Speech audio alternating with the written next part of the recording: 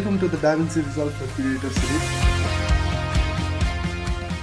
It's with the Pani, filmmaker from Nepal. हरेक एपिसोडमा हामीले एउटा स्पेसिफिक टपिकलाई डिस्कस गर्नेछौँ र as you know DaVinci Resolve is very powerful software for video editing and color grading. So without delay, let's get into the episode 1.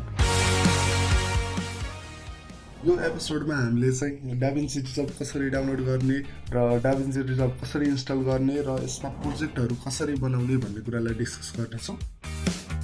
DaVinci Resolve download गर्नको लागि फर्स्टमा क्रोममा जानुहोस् र सर्च गर्नुहोस् DaVinci Resolve अनि त्यसपछि तपाईले त्यहाँ ब्ल्याक म्याजिक डिजाइनको अफिसियल वेबसाइट देख्नुहुन्छ र त्यसलाई क्लिक गर्नुहोस्। त्यसलाई क्लिक गरिसकेपछि यहाँ तल जानु होला, यहाँ सानो फर्महरू देखाएको छ स्टार्ट डाउनलोड हेयर भनेर, यहाँ सबै आफ्नो नामहरू भरेर डाउनलोड विन्डोज गर्नु अनि डाउनलोड विन्डोज गरेपछि यो डाउनलोड हुन्छ र इन्स्टल गर्नको लागि तपाईले डाउनलोड गरेको फाइललाई ओपन गर्नुहोस् र त्यो जिप फाइलमा हुन्छ र त्यसलाई एक्सट्र्याक्ट गर्नु, एक्सट्र्याक्ट गरेर एक ठाउँमा पेस्ट गर्नु र जहाँ पेस्ट गर्नुहुन्छ त्यहाँ गएर सेटअप भन्ने ठाउँमा क्लिक गरेर त्यसलाई इन्स्टल गर्न सक्नुहुन्छ।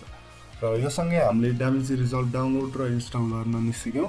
अब पालो कसरी त्यसमा प्रोजेक्ट्स बनाउने भन्ने कुरा।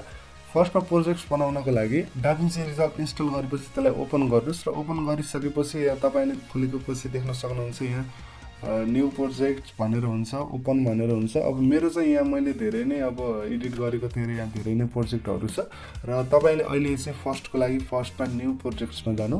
न्यू प्रोजेक्टमा गएर आफ्नो प्रोजेक्टको नाम सेभ गर्नु। ल अब यो चाहिँ के गरौँ भन्दा DaVinci Resolve for Creator series भनेर मैले यसलाई एउटा प्रोजेक्ट बनाएँ र प्रोजेक्ट बनाएपछि यसलाई सिम्पली म क्रिएट भन्नेमा थिच्दिन्छु र देख्न सक्नुहुन्छ हामीले यहाँ एउटा प्रोजेक्ट बनाइसकेका छौँ। प्रोजेक्ट बनाएसँगसँगै हाम्रो फर्स्ट एपिसोड सकिन्छ र हामी भेट्छौँ अर्को एपिसोडमा। See you in the next episode.